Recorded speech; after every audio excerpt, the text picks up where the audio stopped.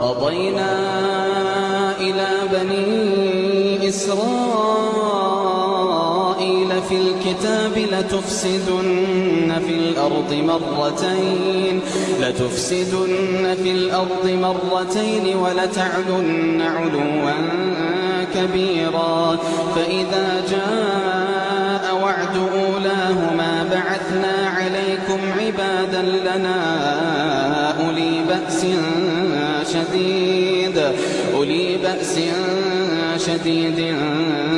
فجاسوا خلال الديار وكان وعدا مفعولا